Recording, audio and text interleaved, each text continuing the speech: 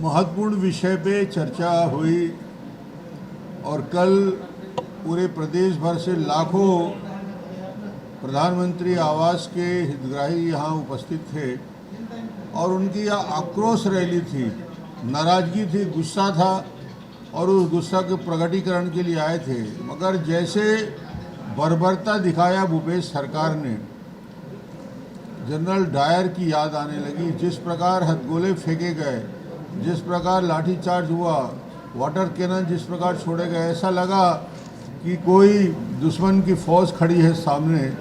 जिस निर्दयता पूर्वक पुलिस ने वहाँ पे लोगों को दमन करने का प्रयास किया, आज हमने इसके लिए स्थगन लगाया था और स्थगन का विषय था कि लाखों हितग्राहियों की चिंता और बातचीत करने का विषय था।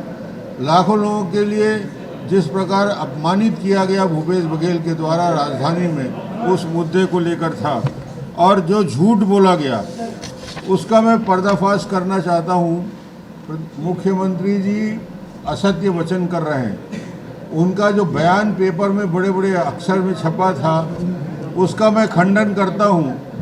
15 प्रधानमंत्री शहरी आवास 15-16 से लेकर 18-19 तक उन्होंने कहा कि भारतीय जनता पार्टी ने 271 करोड़ का लाभांश जारी किया और सिर्फ 19,000 आवास बने।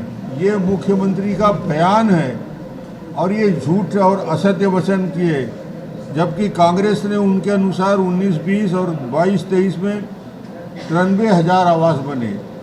जबकि विधानसभा में 2022 के टी.एस. सिंहदेव ने एक प्रश्न के जवाब में कहा कि 16-17 से 18-19 तक भारतीय जनता पार्टी ने कुल 2,111 करोड़ राशि खर्च किया और 79,600 मकान का निर्माण किया। ये विधानसभा के जानकारी में है, विधानसभा में है और विधानसभा में इस बात को जानता है कि जिस प्रकार आवास बने थे प्रधानमंत्री आवास। दूसरी गलत जानकारी उन्होंने दी, ये विधानसभा के प्रश्नोत्तरी में उनका जवाब मुझे दिया गया टी.एस. सिंहदेव द्वारा और ये जवाब बताता है कि प्रधानमंत्री आवास योजना में भूपेश सरकार कितनी बुरी तरह से असफल रही।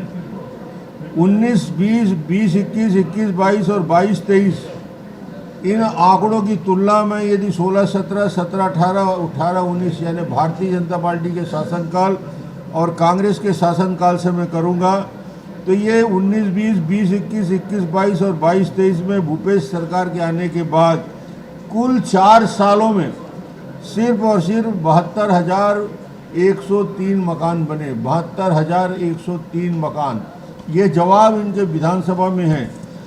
और भारतीय जनता पार्टी ने 16-17, 17-18, 18-19 में 7,53,080 मकान का निर्माण किया। 4 करोड़ 56 लाख रुपया की राशि खर्चा की गई। ये ग्रामीण आवास की बात है। ये तुलना करिए 7,80,000 और 72,000।